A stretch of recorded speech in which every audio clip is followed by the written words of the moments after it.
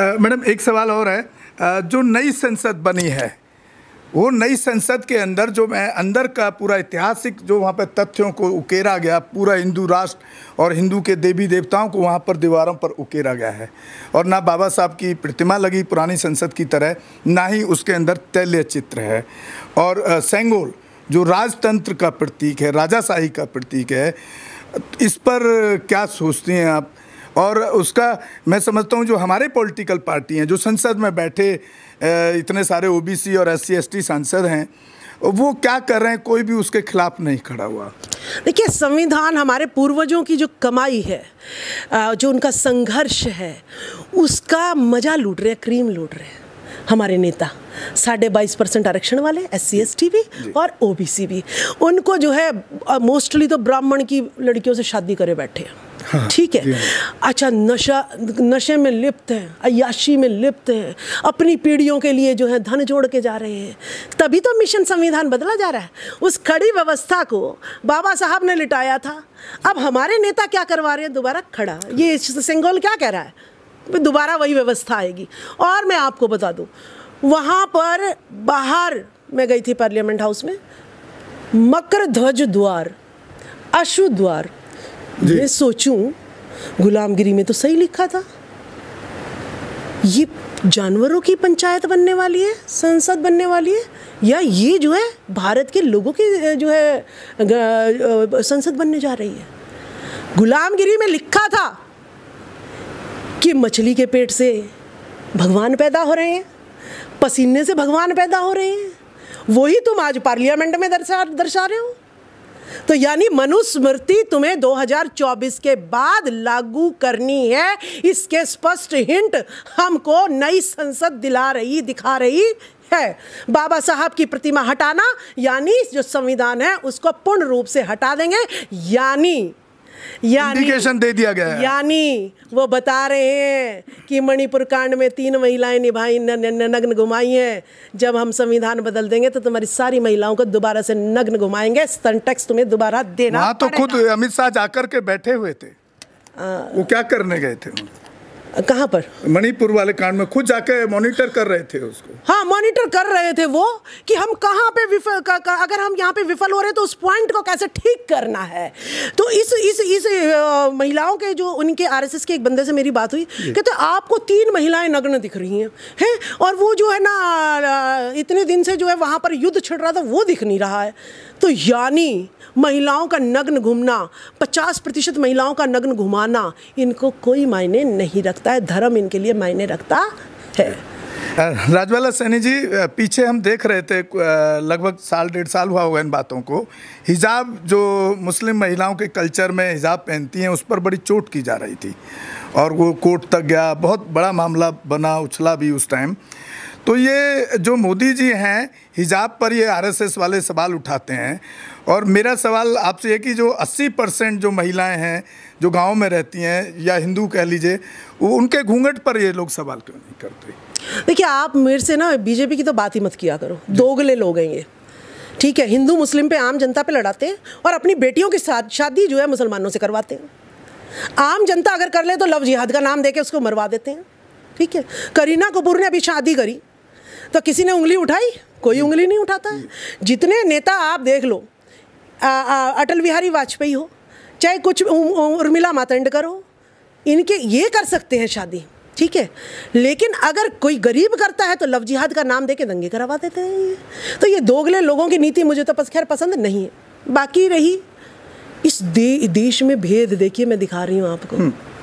आदमी तो धीरेन्द्र शास्त्री ने भी कहा था, जिस औरत के मंगलसूत्र नहीं है, सिंदूर नहीं है, वो खाली प्लॉट है, और आ जाओ और उस पर कुछ भी कर लो, है ना। और जिसने पहना हुआ है यानी उसकी रजिस्ट्री हो गई है। तो आदमियों से कैसे पता करें कि उसकी रजिस्ट्री हुई है या नहीं हुई? आदमी का भी तो कोई इंडिकेशन बता दे। अरे हरामजादे, तू भेदभाव कर रहा है, औरत को बांध रहा है और आदमी को आज़ाद रख रहा है। तेरा पुरखों ने भी यही किया और तू भी अभी यही कर रहा है। हिजाब मैं खुद जो है, लेकिन कई लाख लोग क्यों जाते हैं फिर उसके पास? देखिए, ये सब हमारे बहुजन समाज के भी बहुत ज़्यादा लोग रहते हैं। देखिए, उसकी कमी को डिस्कस करेंगे, हम बाद में लेंगे क्वेश्चन। आपने हिजाब की बात करी, घूंघट की बात करी, मैं भी बहू। मुझे गई मैं ससुराल में, घूंघट रखेगी। मैंने कहा ये क्या होता है घूंघट रखेगी?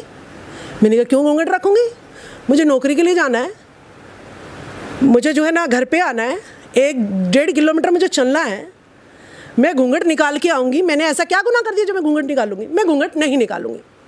मैं पढ़ी लिखी, मेरे बाप ने मुझे पढ़ा रखा है, मैं सरकारी नौकरी कर रही हूँ, मैं घूंघट नहीं निकालूंगी। लेकिन मेरे ससुर जो है खुद हेडमास्टर थे, गांव वालों ने रोका, लेकिन मेरे ससुर ने कुछ भी नहीं कहा। ससुर ने नहीं कहा तो मैं जब भी ससुराल जाती तो सर पे तो जरूर ले लेती हूँ। आप देखिए कि औरत को पसीने में काम करना पड़ता है गर्मी में, और फिर भी अगर वो घूंघट के अंदर काम करेगी तो आप उसको क्या बना रहे हो? गुलाम बना रहे हो आप। जो हम सहन करते हैं इस बात को, अपनी इस बात को क्यों नहीं उठाते आप? क्या हम आदमी में और औरत में अंतर है क्या? बाबा साहब ने कहा है, संविधान ने कहा है कि लिंग के अनुसार, रंग के अनुसार, जाति के अनुसार, वर्ण व्यवस्था के अनुसार किसी में कोई भेदभाव नहीं हो सकता। जैसे ही आप हम पे थोपते हो, यानी आप मुझे गुलाम बना रहे हो। तो ना मैं हिजाब को अच्छा मानती, तो ना मैं घूंघट को अच्छा मानती। और वो सारी महिलाएं बेचारी मजदूरी करती हैं और घूंघट के अंदर रह के मजदूरी करती हैं। उनको तो सांस लेने की भी, आज भी गांव में सांस, खुले में सांस भी नहीं ले सकती हैं, बाहर गली में खड़ी नहीं हो सकती हैं। कौन सा अपराध हमने कर दिया? अगर घूंघट मैं क्यों करूं? जो चौक चौराहे पे बैठे हैं वो अपनी नज़रों को संभाल लेना। टीवी में तो हीरोइनें नंगी घूमती हैं, उन पर क्यों नहीं लागू करते? सोशल मीडिया पर अश्लीलता आपने देखा होगा यूट्यूब चैनल पर, ठीक है, पॉर्न स्टार, उन पर क्यों नहीं ऑब्जेक्शन लगाते आप? आदमी जो चार्ज के साथ रह ले, बाबा साहब ने जो है बहु विवाह पे रोक लगा के, और एकल विवाह का जो वो हमारे लिए वरदान है, वो हमारे लिए वरदान बना। मैडम एक सवाल ऐसा करने जा रहा हूँ जो आपको किसी ने नहीं किया होगा, और मैं उस लेवल की सोच रखता हूँ। आपने देखा होगा जब हम घर परिवार में हैं, जो मेल पर्सन है, चाहे वो भाई हो, फादर हो, हस्बैंड हो, या कोई गेस्ट आया होगा, जब वो नहा करके आता है तो अंडर गारमेंट में ही आ जाता है बाहर, यानी कि बनियान और निक्कर में। और अगर महिला या लड़की एक एज के बाद जब वो बड़ी हो जाती है तो वो हमेशा पूरा कपड़ा पहन के अंदर निकल सकती है बाहर, ना कि अंडर गारमेंट के अंदर बाहर आ सकती है। अगर अंडर गारमेंट है तो उसका पार्ट तो सब छुपा हुआ है सारा कुछ। ये भी एक डिफरेंशिएट नज़र नहीं आया आपको कभी? नहीं, देखिए मैं आपको बताती हूँ कि ज्योतिबा फूले जी ने बहुत अच्छी पहल की है कि महिलाओं को आगे करके उन्होंने अपनी उसको किया। तो मेरे घर में मैंने अपने, मेरा जो बेटा है वो कभी भी हमारे सामने जो है कभी भी जो है अंडर गारमेंट में नहीं आता है। अगर बेटी नहीं आएगी तो वो भी नहीं आएगा। वेरी गुड, ठीक है। चाहे चलो मेरे हस्बैंड को आदत नहीं है क्योंकि मेरी मदर इन लॉ ने वो क्योंकि इतनी पढ़ी लिखी नहीं है, ठीक है, लेकिन मैंने दोनों के लिए ऑप्शन सेम रखे हैं, ठीक है, कि या तो वो भी ऐसे रहे या तुम भी ऐसे होना चाहिए ना, दोनों पे एक जैसा होना चाहिए। नहीं, दोनों देखिए, आज की लड़कियां वो एक एक चीज को बर्दाश्त कर लेती हैं कि मुझे घी क्यों नहीं और इसको घी क्यों। और मैं भी यही कहती हूँ कि जब हमें जो है प्रकृति ने सही सेम दिमाग दिया है, सब कुछ दिया है, कि पहले लोग कहते थे कि भाई स्त्रियों को पढ़ाओगे प्रलय आ जाएगी, तो वो प्रलय कौन सी है कि आज लड़कियाँ ही फर्स्ट आ रही हैं, हर जगह मोर्चा मार रही हैं प्रधानमंत्री बनने को, राष्ट्रपति बनने को। इनकी अय्याशियाँ ख़त्म हो जाती हैं अगर महिलाएं पढ़ जाएंगी तो। जिस दिन सारी महिलाएं पढ़ गई और आर्थिक रूप से संपन्न हो गई, कोई भी अपने शरीर की जो है मोल करने के लिए मजबूर नहीं होगी, और तब इन्हें पता चलेगा कि बीवी भी आप नहीं ला पाओगे, एक बीवी की भी हैसियत नहीं होगी आपकी। तो साथियों, आप सुन रहे थे राजबाला सैनी जी को हमारे स्टूडियो में बहुजन दस्तक पर। बहुत बहुत, और आप देख रहे हैं पसीना आ रहा है क्योंकि मैं ऐसे हालात में भी जाके समाज के लिए काम कर रहा हूं कि आपने देखा मैडम मेरे यहाँ एसी तक भी नहीं है, लेकिन फिर भी हमारी कोशिश है कि हम समाज के मुद्दों को, अपने समाज को जागरूक करने पर जितनी भी विचारधारा के जो लोग काम कर रहे हैं, चाहे वो महिला हों या मेल हों, और मेरी कोशिश रहती है कि मैं ऐतिहासिक तथ्यों पे ज़रूर अपनी बात को लोगों के द्वारा, अपने जो बुद्धिजीवी हैं, इंटेलेक्चुअल हैं, उनके थ्रू पहुंचाने की कोशिश करते हैं।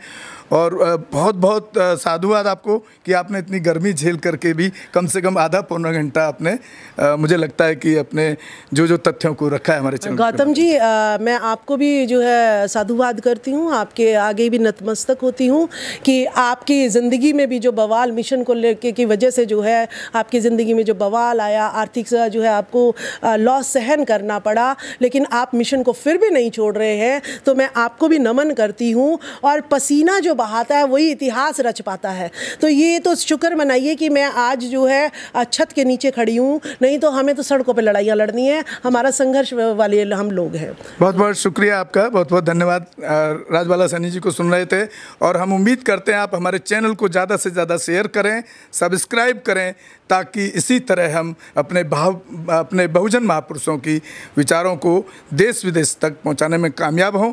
और एट्रोसिटीज़ का अगर कोई भी मामला आपके पास पूरे देश से कहीं भी आए तो आप मेरे चैनल पे मुझे फ़ोन कर सकते हैं।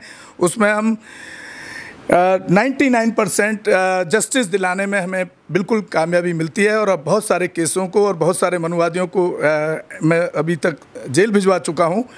और इसी तरह आपका सहयोग बना रहेगा तो हम और ज़्यादा अच्छा काम कर पाएंगे। धन्यवाद।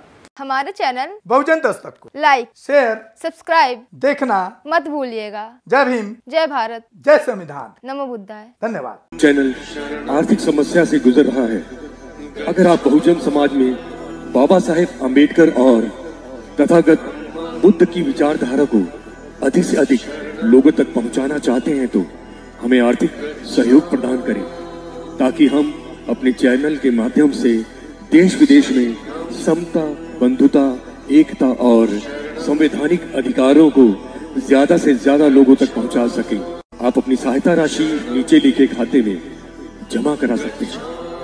खाता धारक गौतम रत्ना, खाता संख्या 316957686551, IFSC कोड SBIN 0060336, बैंक भारतीय स्टेट बैंक।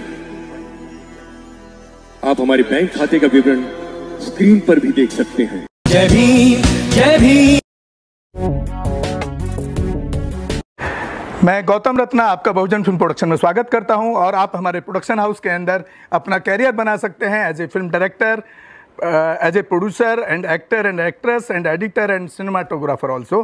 अगर आपको फिल्म से रिलेटेड कुछ भी प्रोजेक्ट आपको बनवाना है तो हमारे पास में पूरा सेटअप है, जिसमें फिल्म कैमरा है, शूटिंग लाइट्स है और एडिटिंग है। सारा A to Z एक ही जगह पर आपको हमारे यहाँ पर मिल जाएगा। तो दोस्तों, आप हमें कांटेक्ट कर सकते हैं हमारे नंबर्स पर 9810085714 और 8510005714। हमारे वेबसाइट पे विजिट कर सकते हैं www.filmserviceindia.com और हमें मेल भी कर सकते हैं gautamfilmsproduction@gmail.com पर। धन्यवाद।